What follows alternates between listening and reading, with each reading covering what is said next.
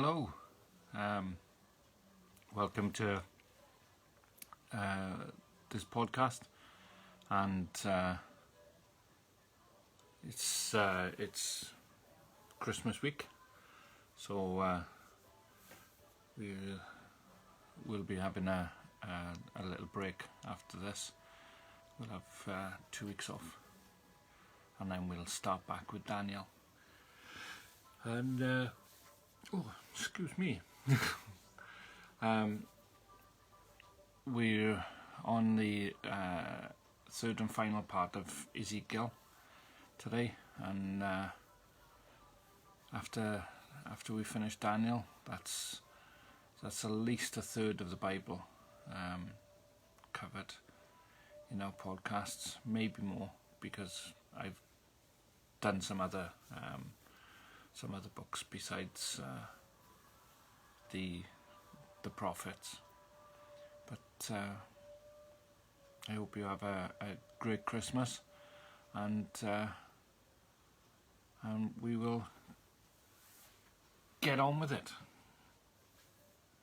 So this is Ezekiel part 3, and we've managed to get up to chapter 3 of Ezekiel, and now we start with chapters 4 to 24, and this is entirely about the obliteration of Jerusalem, the complete destruction of the city, which the Jews didn't ever believe would really happen. Hiya, John. The Jews didn't believe it would happen because it's God's city. But Ezekiel kept saying, it will happen, and when it does, then you will know that I am God. Now we move on to the middle section of his prophecies, which he prophesied when he was approximately 36 to 37. And there's a gap of a few years between the first section and the second. And as soon as Jerusalem fell, all the neighbouring countries were thrilled to bits. They were over the moon with the fact that Jerusalem had fallen. And did you know that the origin of the phrase hip, hip, hooray, hip is actually H-I-P, which are the 3 letters for Jerusalem has fallen. So what they're actually saying is Jerusalem has fallen, hooray. So that may put a different connotation on hip, hip, hooray for you. It was originally an anti-Semitic celebration, but things change, and we have to go along with that. And that's what the nations were saying around. Jerusalem has fallen, Jerusalem has fallen. We've got rid of these Jewish people. The Edomites, the Ammonites took advantage of the Babylonian invasion, and they did horrible, horrible things to the people who were left. And that bitterness is summed up in some of the Psalms, especially Psalm 137, which I'm going to read for you. By the rivers of Babylon we sat down, and we sat and wept. And it's basically, I've got to read this without thinking of the Boney M song, which is rather rather prevalent whenever I hear this. So, by the rivers of Babylon we sat and wept when we remembered Zion.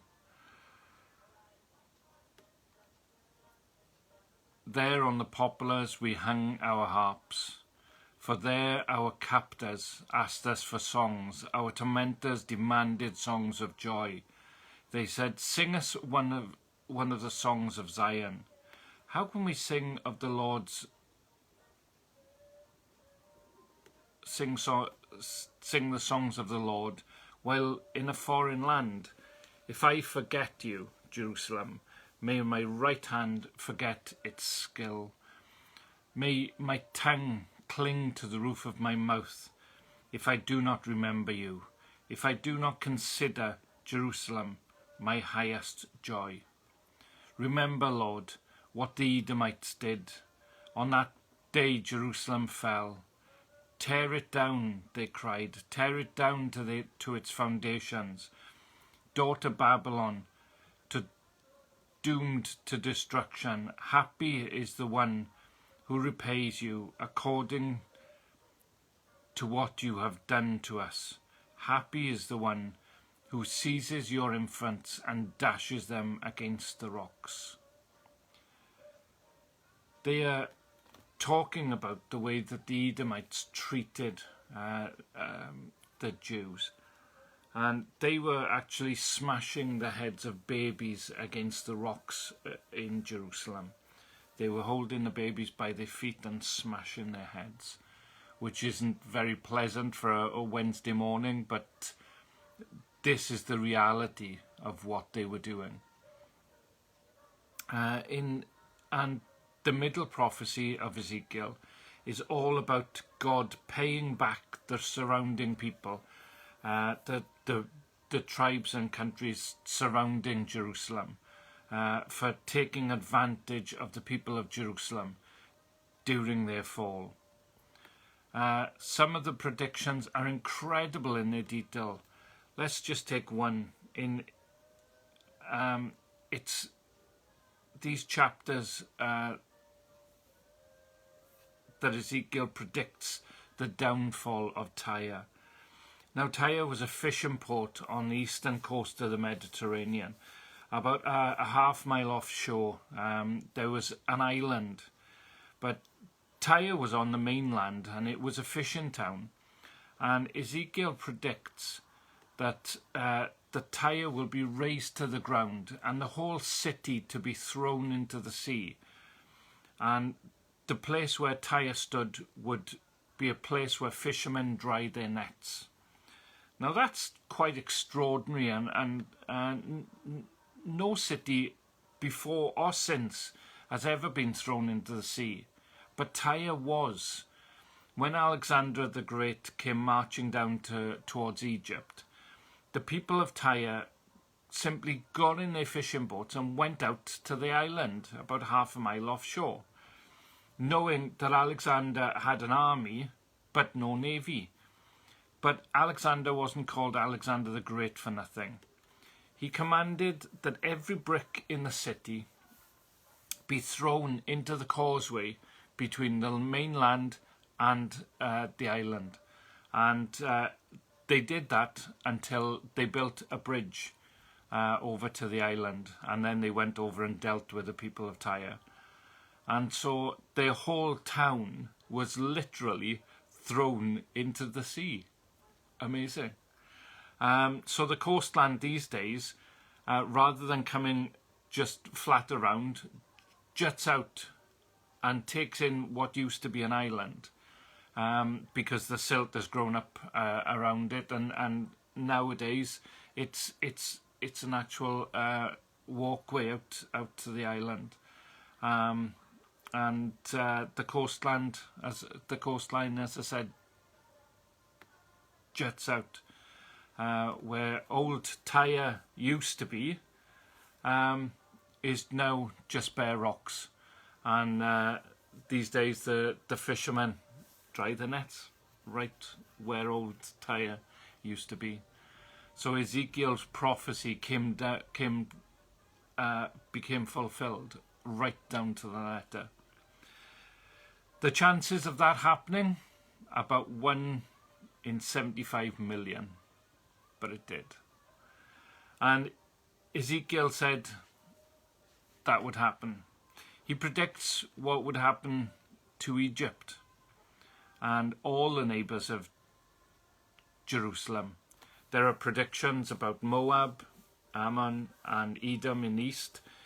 Edom is Esau, and that goes right back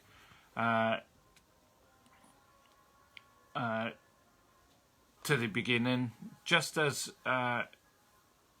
Ishmael and Isaac had a feud, and Ishmael was the Arabs, and Isaac is the Jewish state, or Israel.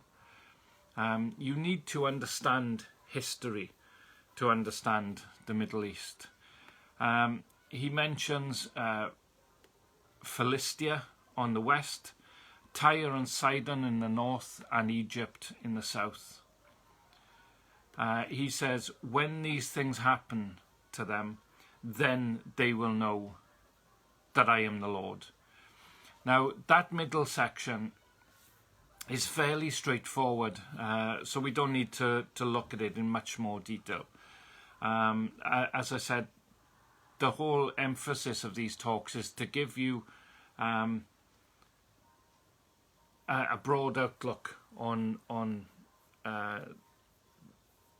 the books of the Bible, so that they'll give you the essential story so that you can read it and it makes sense to you.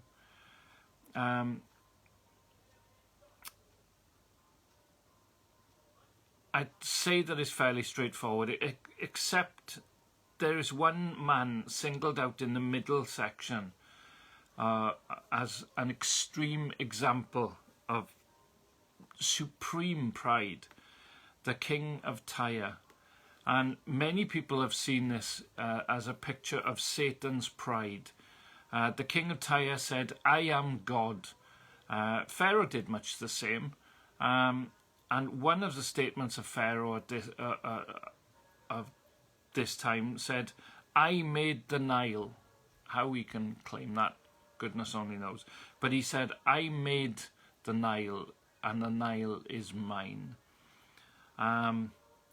When man gets to the point of pride and thinks he's God and he created everything, that's the ultimate pride.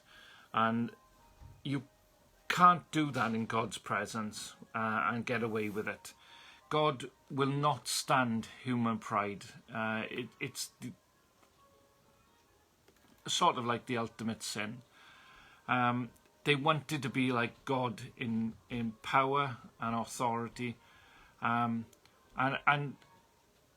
this is much the same as Adam and Eve. Adam and Eve wanted to be like God in power and authority, not like him just in character, because God imbued his character into Adam and Eve, but they wanted more.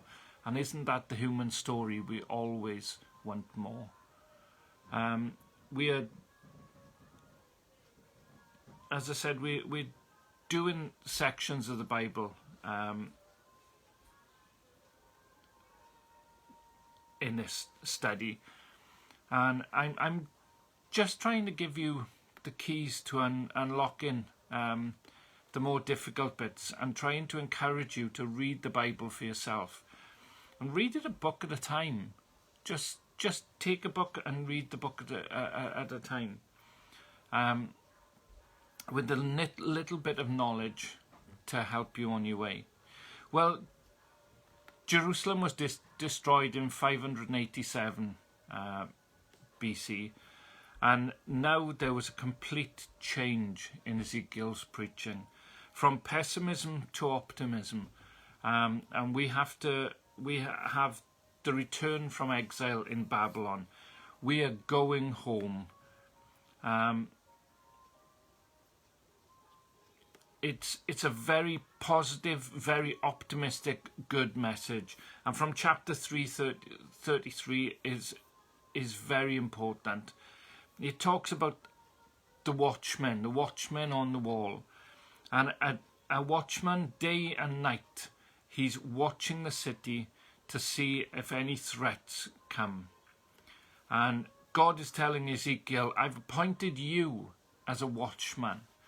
And I was actually given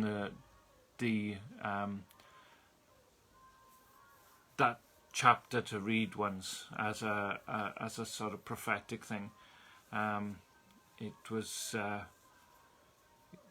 God basically saying to me, if you don't do this, then it's on your head, and if if you do this, then it's on their heads. And God is telling Ezekiel, I've appointed you a watchman.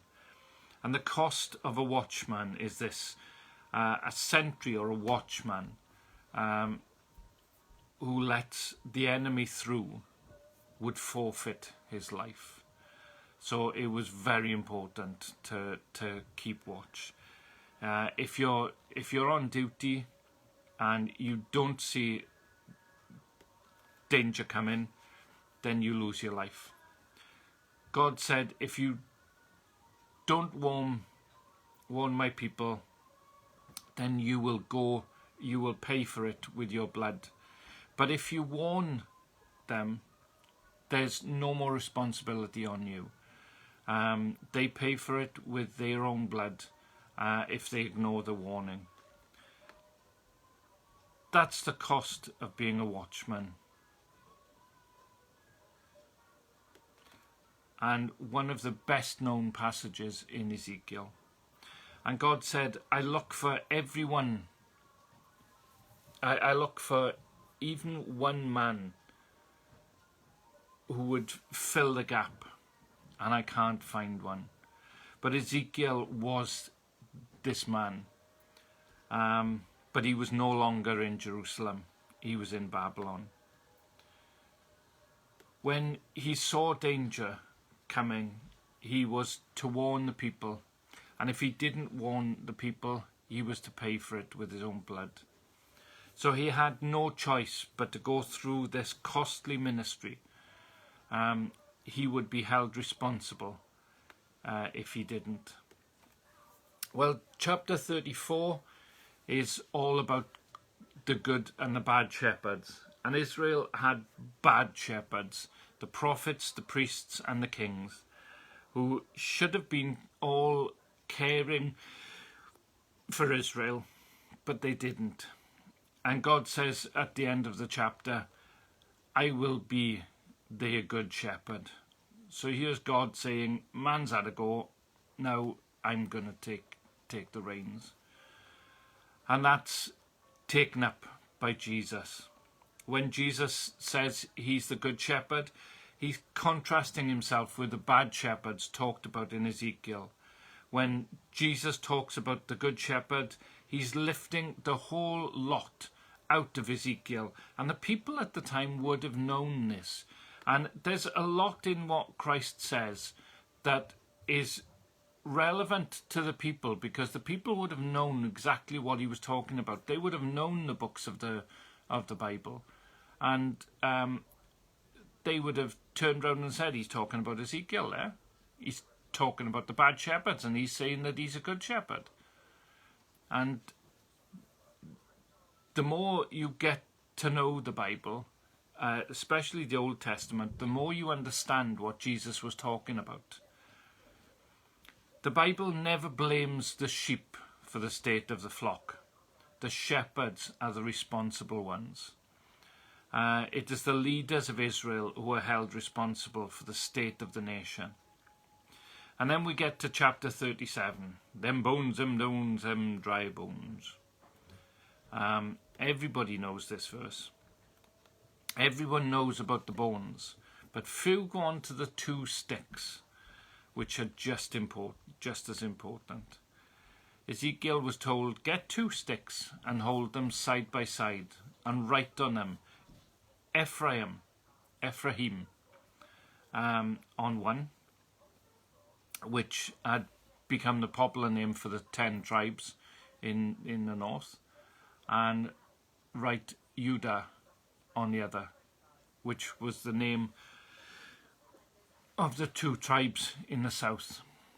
Hold them in your hand, and you will find that they become 1 stick. Now, some people say that it was a vision, and some people say that it was a miracle. I tend to believe that it was a miracle. And God said, I'm going to make my people one again, and I will be their shepherd. That's why Jesus talks about other sheep that I have that are not of this flock. and I'm going to bring them all together. They will be one flock under one shepherd in one fold. In chapter 38, we have a strange vision which has yet to come to pass. Here we're on a borderline between present and future. It's about Gog and Magog, and these two are picked up right at the end of the book of Revelation again. It's citing some great conflict that is coming in the north, or coming out of the north. We don't know where or who. We shall just have to wait and see. Ezekiel was looking through that great telescope into the future, and he didn't see this fulfilled, and we haven't seen it fulfilled yet. But one day it will be fulfilled, and one day there will be the final conflict before history winds up. Throughout all these chapters, the interesting refrain that comes again and again, in fact it comes 77 times, is the refrain, I will. And it's a covenant phrase. It's part of the marriage ceremony. And it comes 77 times in just a few chapters. I will bring you home. I will be your God. I will, I will, I will. And it's God reaffirming that covenant that he made with Israel years previously. Here's a God, the husband, taking his wayward wife, and he's saying, we are still married. It doesn't matter what you've done, we are still married, and I still keep my side of the covenant regardless of what you've done. There's a tremendous sense of God's total and utter commitment to his people here, even after all that they've done. And way back, he made the covenant back with Moses at Mount Sinai. And he said, you will break this covenant, but I never will. He says in Deuteronomy, I will throw you out of your land that I promised you, but I will always bring you back. And they are back in that land today. But that doesn't necessarily mean that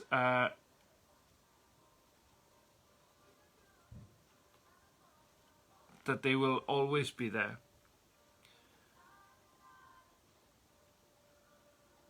And that doesn't mean that they don't have to live correctly. They are still accountable to God for righteousness and how they deal with aliens and strangers in their land. God is God, and he can throw them out again just as well as he can bring them back. But he will always bring them back. And when God brings them back home after throwing them out, then the nations will know. Because it's happened so publicly and everybody knows they are back. Those Jewish people who everybody hates, they're back in their land. All the people around them detest them. And they are still the people that we read about in Romans 9 to 11. They may have been rejected by God, but God hasn't rejected them as individuals. God isn't like that. God hates divorce. And now we come to the last section, which is the most difficult to understand. And it will leave you with more questions than answers. Chapters 40 to 48 are quite a new kind of prophecy. And they're 25 years after, they're written 25 years after Ezekiel entered captivity. And Ezekiel is very careful to date everything he says, so we can fit it into a historical background. If the Bible gives dates to prophecies, it's very important. It means that you must fit it into history to understand it. When he was 50, he was given a vision of the future, entirely centered on a new temple. And this is much later and nearer them going home. And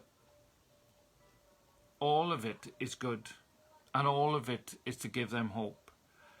His people may have been disciplined,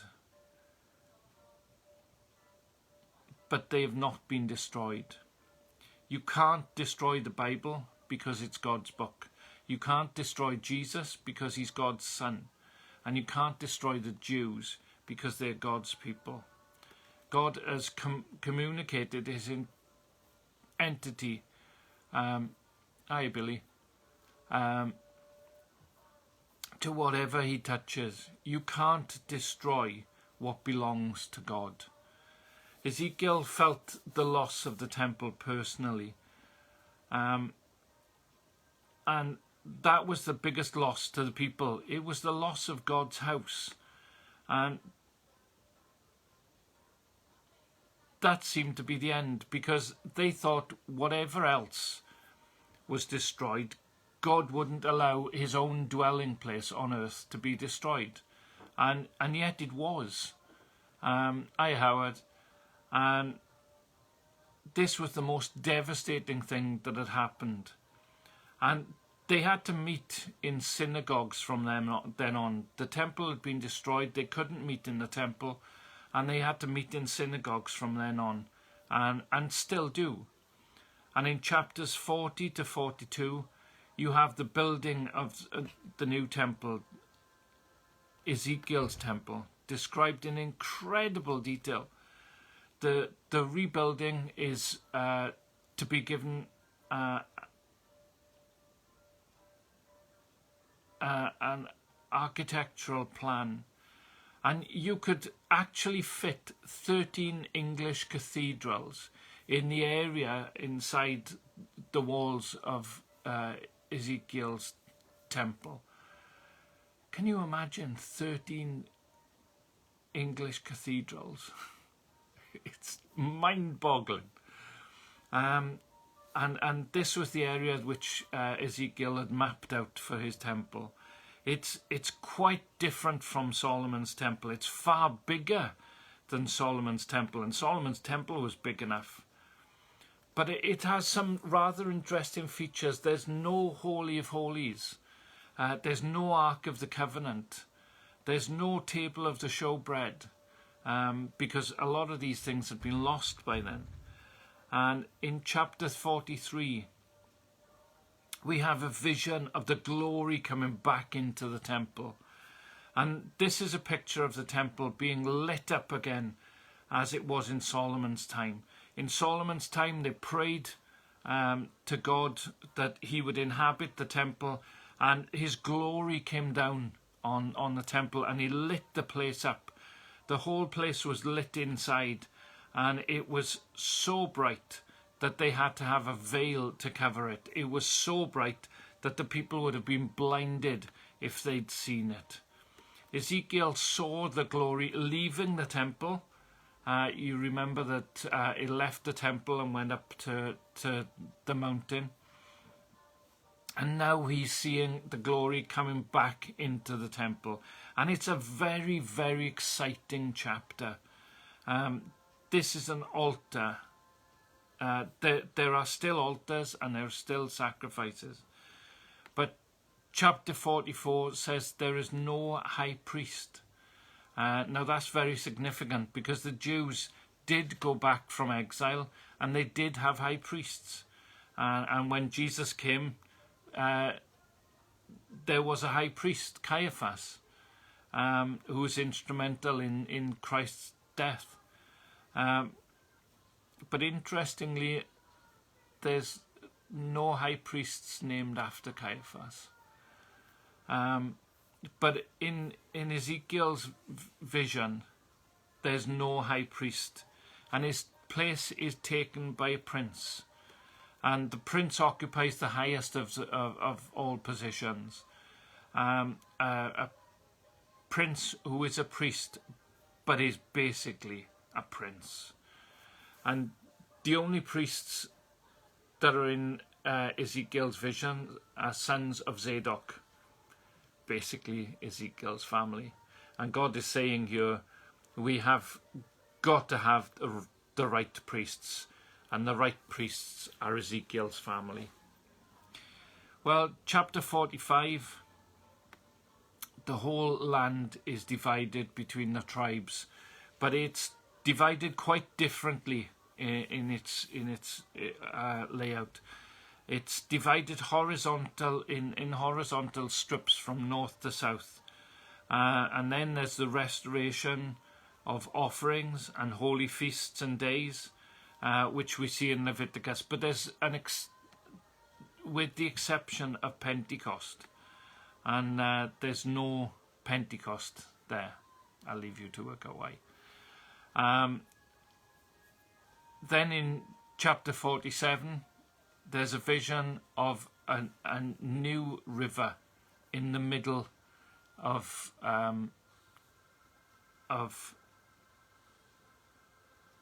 in the Middle East.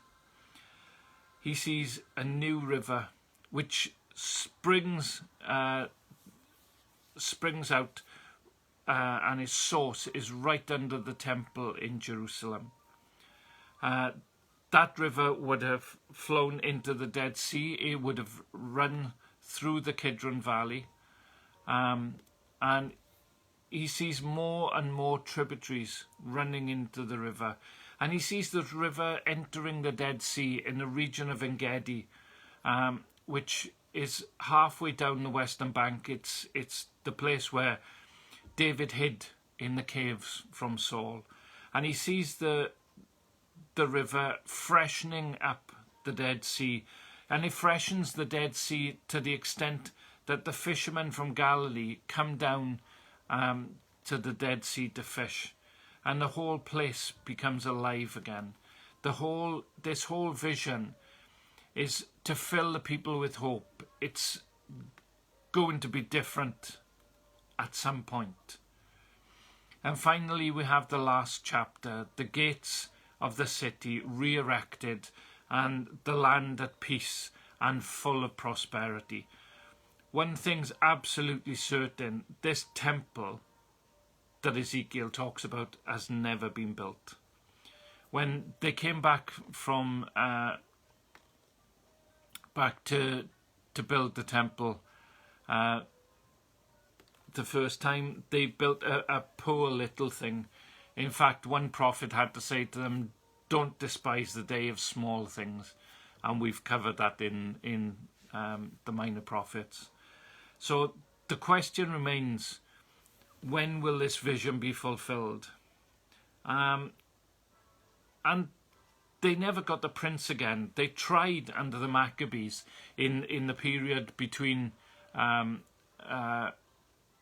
Malachi and Acts. There's a bunch of books, and in one of the books is called the Maccabees, and it talks about a generation of Jews.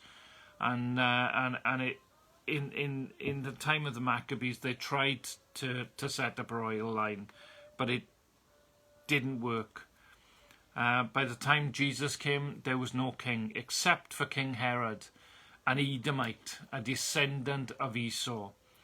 And in order to butter up the Jews, Herod said, "I'll rebuild your temple for you, and I'll build it bigger and grander than Solomon's temple." And he did.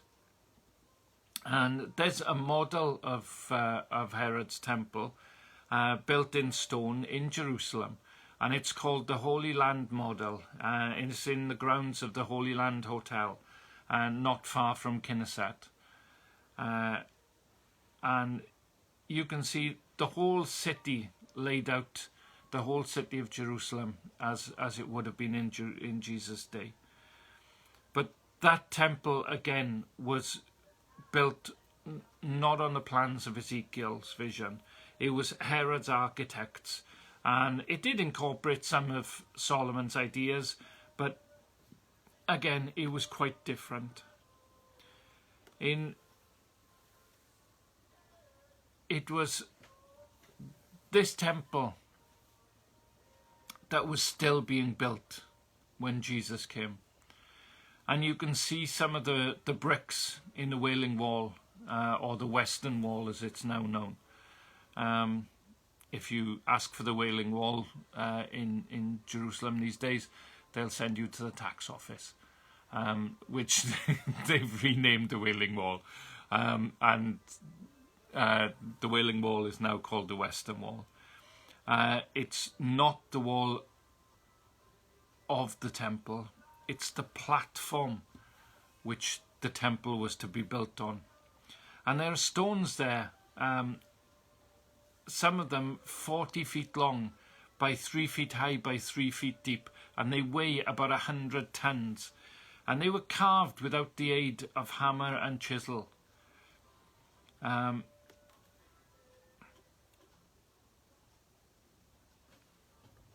Jesus said not one stone would be left standing on another. But the Wailing Wall is still there, I hear you say, or the Western Wall as it's known. But the Western Wall is just a platform to get a flat surface to erect the temple on. Well, that never needed to be knocked down. It was the temple itself which needed to be knocked down. And the stones from the temple have recently been found when they excavated the southwest corner. Well, it was hardly finished when the Romans pulled the whole thing down in AD 70. And what Jesus predicted was absolutely true.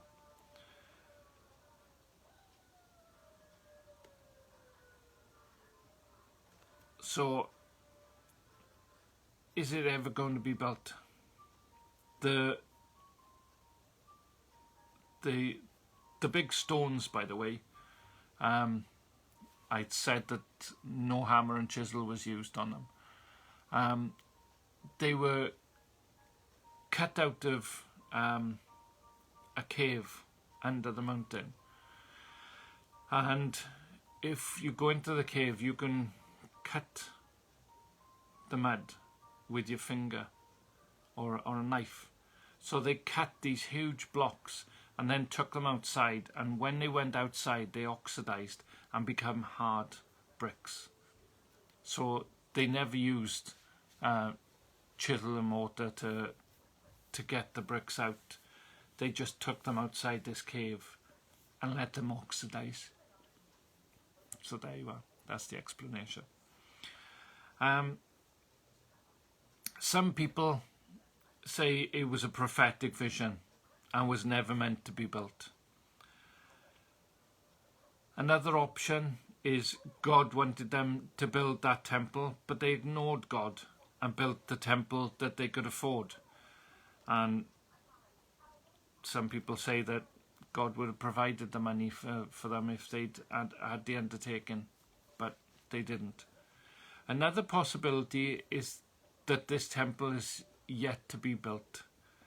Some think it will be built by the Jewish people before Christ's coming, and some people think it will be built after Christ comes. Only God knows.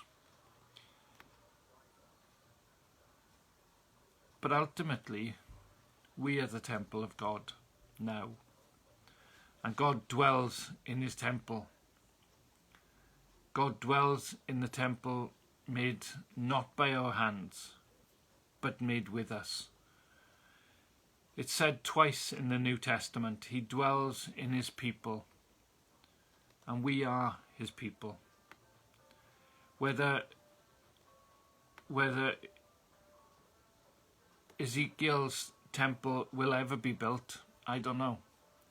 But it was a dream that kept their dream alive. And in the exiled people of God, it was an incredible boost. That one day they get back, and one day everything would be wonderful. So why do we read Ezekiel?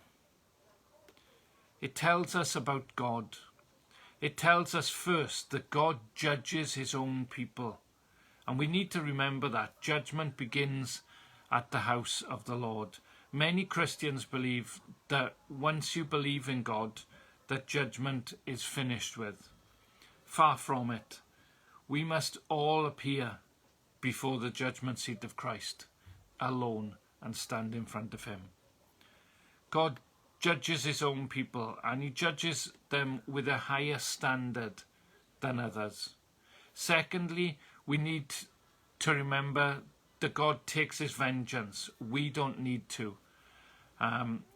God will reap vengeance on our behalf. We need to feel sorry for people who treat us badly, and don't feel angry against them, because God is going to pay them back. And I know that's easier said than done, but that's the way that we should feel. And I'll say it again, and I'll say it constantly throughout these talks.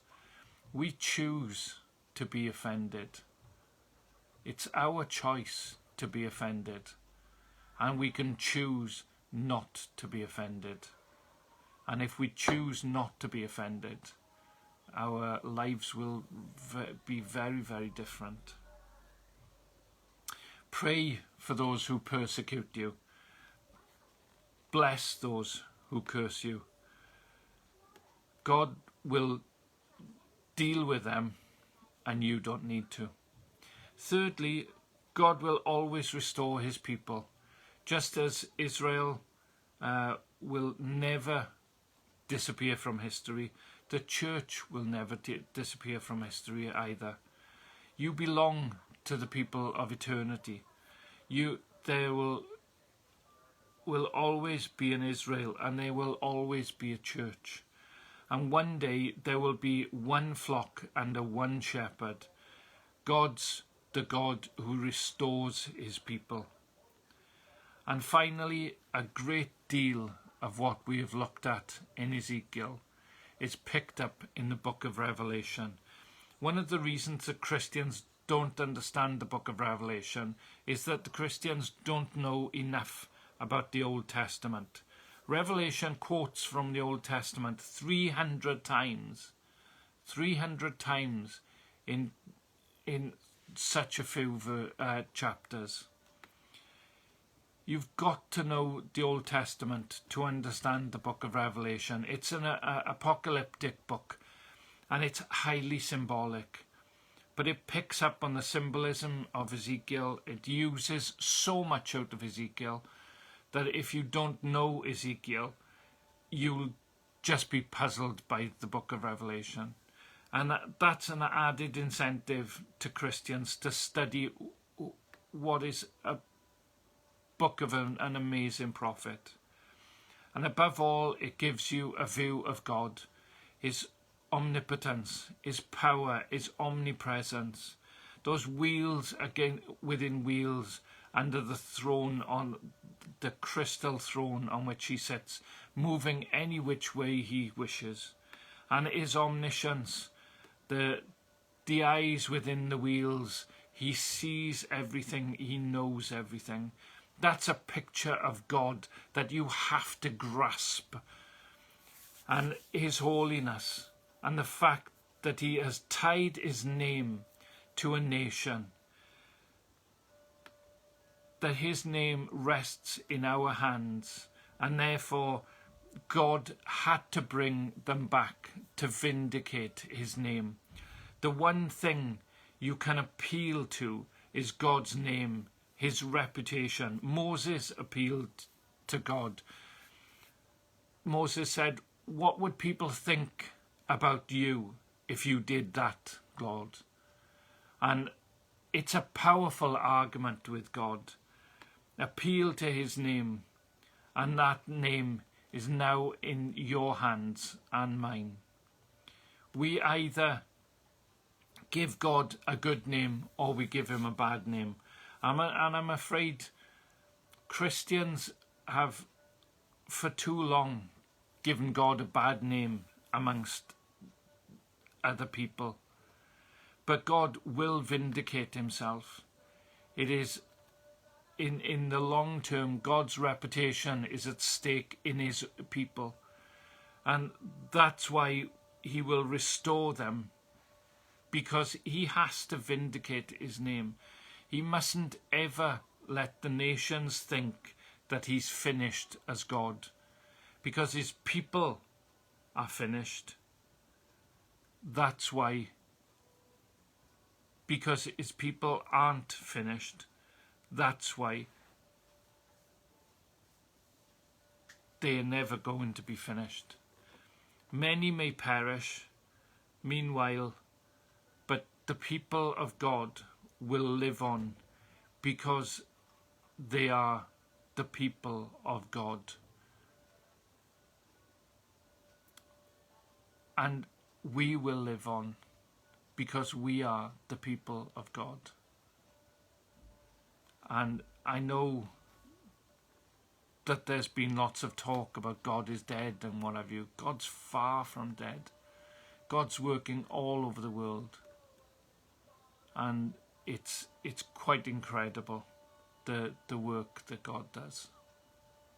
Well, that's the end of Ezekiel, and that's the end of my podcasts for 2020. It's been a really interesting year, and we will pick these up again the second week of January, I think. I'm having 2 weeks off. It's my 2-week annual leave. I'm gonna have 2 weeks off, so that's the Wednesday in between Christmas and the first Wednesday of the New Year. So the second Wednesday of New Year, I will be back on, and we will start the study on Daniel. God bless you. I love you, and keep listening. And most importantly, regardless of whether you listen or not, keep reading your Bible, and keep understanding that there's a lot in the Old Testament that you need to know before getting to the New Testament. Don't be one of these people who completely relies on the New Testament. You have to dig into the Old Testament to understand the New. God bless. Have a great Christmas. Bye.